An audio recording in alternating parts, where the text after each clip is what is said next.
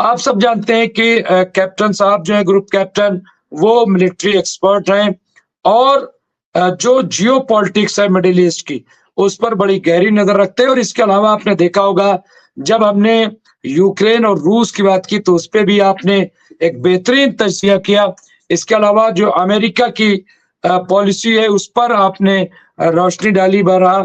तो और खास तौर से जब हम वॉर की बात करते हैं तो उसको जिस बारीकी से समझाते हैं जो एक मिलिट्री मैन समझा सकता है।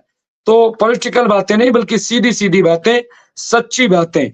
बाकी क्या है वो चीजें अलग है।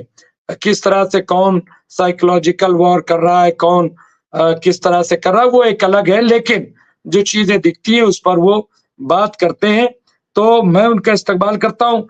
कैप्टन साहब, क्या अपडेट है? मैंने तो अपडेट्स कुछ दी हैं, लेकिन आपकी क्या अपडेट्स है? और फिर गुफ्तगू आगे बढ़ाएंगे। जी हाँ, जहां तक इजराइल और हमास के जंग की बात है, आज की सबसे बड़ी अपडेट ये है कि डोनाल्ड ट्रंप ने आज भी जितने अपने नए नुमाइंदे नॉमिनेट किए हैं, उनको देख के ऐसा लग रहा है कि वो ऐसे नुमाइंदों को नॉमिनेट कर रहे हैं जो कि व्हाइट हाउस में और कांग्रेस के जो पृष्ठभूमि में है, उसमें आउट ऑफ बॉक्स थिंकिंग वाले हैं। तो अगर अमेरिकन मीडिया ऐसा दावा कर रही है कि वो अपने एडवाइजर्स और कंसल्टेंट्स को इस तरह से पिकअप कर रहे हैं जो आउट ऑफ बॉक्स थिंकिंग वाले हैं, तो इसका एक ही मतलब हो सकता है कि ऐसे लोग वो चुन रहे हैं जैसे लोग की जो बाइडेन की टीम में नहीं थे। अब जो बाइडेन की टीम में तो जो लोग थे उनका जो नमूना था या उनका काम करने का तरीका था इजराइल की तरफ या हमास और गजा की तरफ, वो हमने पिछले एक साल में देखा। तो उम्मीद ये लग रही है कि ये जो अब डोनाल्ड ट्रंप की जो नई टीम है जिसमें आउट ऑफ बॉक्स थिंकिंग यानी नए तरीके से काम करने वाले लोगों का चुनाव हो रहा है, सिलेक्शन हो रहा है। आशा की जाती है कि कांग्रेसेशनल हियरिंग के बाद ज्यादातर लोगों को नियुक्त किया जाएगा। इनका क्या रवैया होगा? रवैया तो यही होगा जो कि जो बाइडेन का नहीं था। ट्रंप बिजनेसमैन है, हर बिजनेस को मालूम है कि कोई भी कारखाना, कोई भी फैक्ट्री ऐसे कभी नहीं चलती जैसे कि पहले मालिक के नीचे चल रही थी। जब नया मालिक टेक ओवर करता है तो वो पुराने जो मालिक है उसके कारखाने को लेने के बाद उसमें पूरी तरह से सर से लेके पैर तक रद्दोबदल करता है ताकि फैक्ट्री पहले के मुकाबले बेहतर चल सके, ज्यादा प्रॉफिट दे सके। तो अब शब्द आ गया है प्रॉफिट का। जो फाइनेंशियल न्यूज़पेपर्स हैं दुनिया भर के, वो ये कह रहे हैं कि डोनाल्ड ट्रंप क्योंकि खुद ही बिजनेसमैन हैं, एंटरप्रेन्योर हैं, तो उनकी नब्ज होगी कि इजराइल की लड़ाई को आगे कैसे चलाया जाए ताकि फायदा हो। किसको फायदा हो? अमेरिका को फायदा हो। अमेरिका फर्स्ट की नीति है। अभी तक क्या हो रहा था ये शायद लोगों को समझना पड़ेगा। अब तक क्या हो रहा था कि अमेरिका लगातार इजराइल को हथियार दिए जा रहा था और किसी को नहीं पता था, ना तो नेतन्याहू को मालूम है, ना अमेरिका में जो बाइडेन के सलाहकार है उनको मालूम है कि Israel in billions of dollars को कैसे वापस पे करेगा। कोई भी मुल्क नहीं पे कर सकता क्योंकि जितना हथियार अलग अलग आंकड़े, कोई आंकड़े जो सबसे कम बता रहा है वो बोल रहा है कि 29 बिलियन डॉलर की मदद दी गई है इजराइल को हथियारों के रूप में। और कोई कोई ऐसा आकलन कर रहा है, फाइनेंशियल टाइम्स की न्यूयॉर्क का मैगजीन है, कि अगर सब चीजों को मिलाया जाए तो 65 बिलियन डॉलर का हेल्प दिया गया है इजराइल को, यानी फौजी और नॉन फौजी और दूसरे तरह की जो मदद दी है। तो इजराइल को कभी ना कभी तो ये पे करना पड़ेगा। तो मेरे ख्याल से मैं बहुत उम्मीद लगाए बैठा हूं कि ये जो आउट ऑफ बॉक्स थिंकिंग की जो नई टीम हो रही है, ये क्या करेगी? सबसे पहले ये करेगी कि अगर फायदा करना है तो जंग को बंद करो। जंग को बंद करके फिर से इजराइल की फैक्ट्रियां चालू कराओ। जंग को बंद करने के बाद अमेरिका को जितना पैसा इजराइल से वापस लेना है उसकी प्लानिंग करो। तो मेरे ख्याल से नेतन्याहू को भी अब ये समझ में आ रहा है कि कहते हैं ना कि कब तक खैर मनाएगी। नेतन्याहू को और उनकी टीम को आस्ते आस्ते समझ आ रहा है कि ये जंग के लिए हथियार अमेरिका उनको फ्री में नहीं दे रहा, ये सारा कर्ज उनको अगले 5 साल, 10 साल, 20 साल में अमेरिका को लौटाना पड़ेगा, इस तरीके से या उस तरीके से। जी जी बिल्कुल, बिल्कुल, बिल्कुल। हमारे साथ एक और मेहमान जुड़ गए हैं, senior political analyst Fazil Ahmed sahab. मैं उनके पास आऊँगा, लेकिन कैप्टन साहब से चूँकि हमने अपडेट्स ली थी, बात नहीं की थी। कैप्टन साहब, ईरान से जो खबर आ रही है, हमने अभी आपको बताया था कि ईरान की एटमी एजेंसी ने खबर दी है कि हज़ारों जो मॉडर्न सेंट्रीफ्यूजेस को एक्टिव किया गया है, वहाँ पे ये खबर आई है।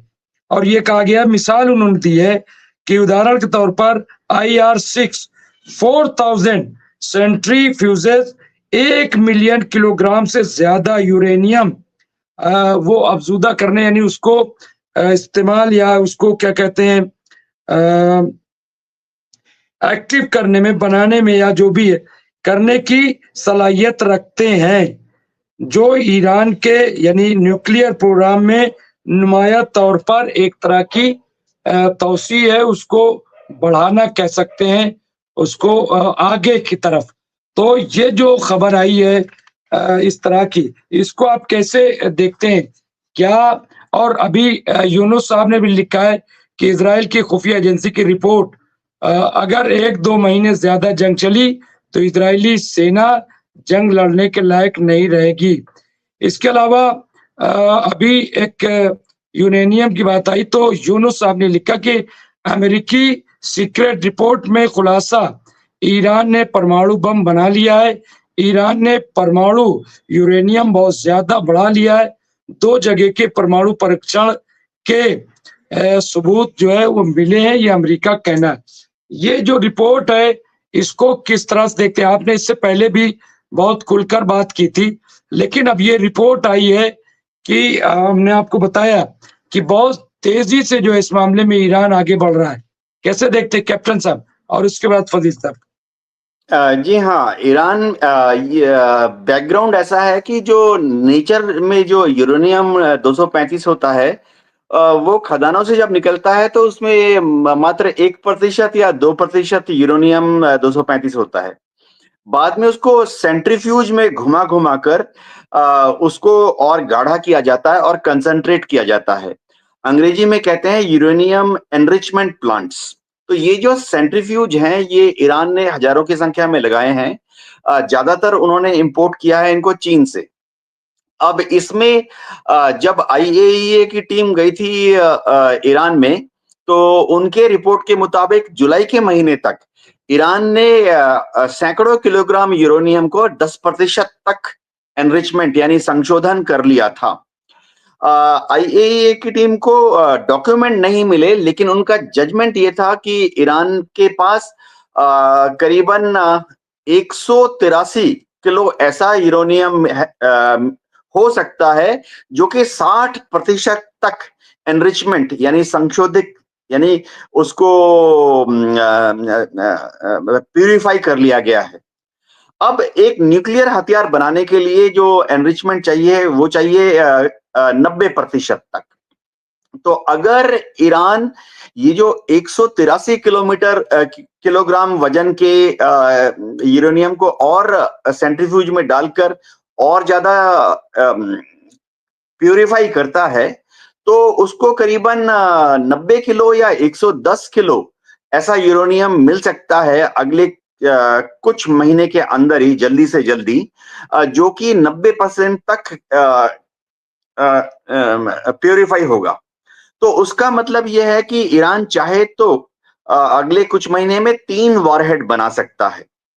अब अमेरिका की जो रिपोर्ट्स कह रही हैं कि ईरान ने शायद वॉरहेड बना लिए हैं 2, या शायद उनको टेस्ट भी किया है। देखिए, एक चीज होती है कि जब पिछले महीने की बात है कि ईरान से ऐसे धमाकों की खबर आई, तो क्या होता है, सिस्मिक सेंसर्स लगाए हुए हैं अमेरिका ने। ईरान के चारों तरफ अमेरिका ने जमीन के नीचे इराक में, कतार में और पाकिस्तान के पेशावर में अमेरिका ने सिस्मिक सेंसर्स लगाए हुए हैं। तो ये जब भी धरती हिलती है भूकंप की वजह से या किसी भी कारण से, तो ये सिस्मिक सेंसर्स जो हैं मॉनिटर करते हैं। तो ईरान में पिछले महीने जमीन हिलने के संकेत मिले थे, जिसमें कि उनका ये था कि रिक्टर स्केल में 4.5 रिक्टर स्केल में 4.5 स्केल का धमाका हुआ। अब ये धमाका भूकंप की वजह से हुआ या न्यूक्लियर टेस्ट की वजह से हुआ, इसके बारे में अमेरिका कंफर्म नहीं कर पाया। 2-3 चीजें और होती हैं। देखिए, जब भी अमेरिका को लगता है कि कहीं पर एक न्यूक्लियर टेस्ट किया गया है, जैसे हमने पोखरण में किया, तो उसके बाद अमेरिका अपने टोही विमान को वहां भेज देता है, जो कि एटमॉस्फेयर से उसके जो रेडिएशन है या न्यूक्लियर डस्ट है, उसको कैलिब्रेट करते हैं, मेजर करते हैं। तो जब अमेरिका ने अपने टोही विमानों को इराक की आसमान में उड़ाया, तो कोई ऐसी संकेत नहीं मिले कि कोई न्यूक्लियर डस्ट 50,000, 60,000, 80,000 किलोमीटर फीट की ऊंचाई तक, जिसे कहते हैं स्ट्रेटोस्फेयर, जहां पे कि बहुत तेज रफ्तार से हवा चलती है, 100, 200, 300 किलोमीटर से, जिसको बोलते हैं जेट स्ट्रीम। तो ऐसा कोई न्यूक्लियर डस्ट का प्रेजेंस नहीं मिला। तो सिस्मिक सेंसर से जाएं तो बहुत बड़ा धमाका एक इराक में हुआ था। हो सकता है कि जमीन के नीचे भूकंप हो, या हो सकता है नॉर्मल हाई एक्सप्लोसिव। अब इसमें खबर ऐसी, देखिए, जब न्यूक्लियर धमाका करते हैं तो उसके 2 स्टेज होते हैं। जो यूरेनियम का कोर होता है अंदर 30 किलो या 35 किलो, उसको आसपास से हाई एक्सप्लोसिव से एक न्यूक्लियर बॉल के अंदर बंद करते हैं। जैसे नारियल के अंदर सफेद नारियल होता है और बाहर से उसका मजबूत छिलका होता है। सारे एटम बम में पहले वो हाई एक्सप्लोसिव का जो आउटर शेल होता है उसको एक्सप्लोड किया जाता है। उससे जो प्रेशर बनता है, उससे जो बहुत ही हाई टेम्परेचर बनता है, उससे अंदर यूरेनियम 235, जो कि 90% तक क्लियर होता है, प्यूरिफाई होता है, वो फट जाता है।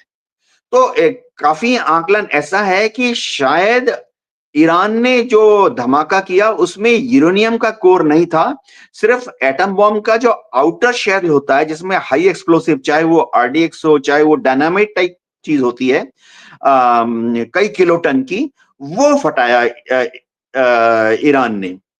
तो ये उम्मीद करते हैं कि ईरान ने एक्चुअली कोई न्यूक्लियर बॉम्ब नहीं बनाया, क्योंकि देखिए पूरा डायनामिक्स चेंज हो जाता है। अगर ईरान ने असल में न्यूक्लियर बॉम्ब बना लिया है, तो फिर दुनिया के काफी देशों को एक ऑफिशियल बहाना मिल जाता है ईरान के ऊपर हमला करने का।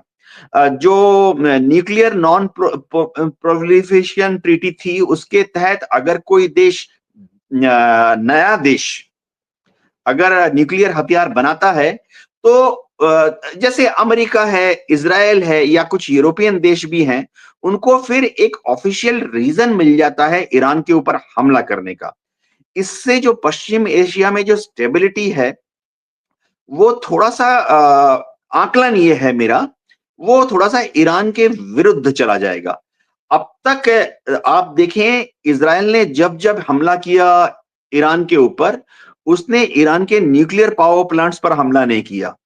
उसने ईरान के तेल के कुओं पर हमला नहीं किया। लेकिन अगर ईरान दावा करता है और डिक्लेयर कर देता है अपने नेशनल चैनल पर, या ईरान बोलता है ऑफिशियली कि हमने एटम बम बना लिया है, तो फिर इजराइल को एक मोरल सपोर्ट मिल जाता है अमेरिका से या दूसरे देशों से, कि वो अपने को बचाने के लिए ईरान के न्यूक्लियर प्लांट्स पर हमला करना वाजिब बनता है। तो इस बैलेंस को शायद ईरान को समझना पड़ेगा। जी।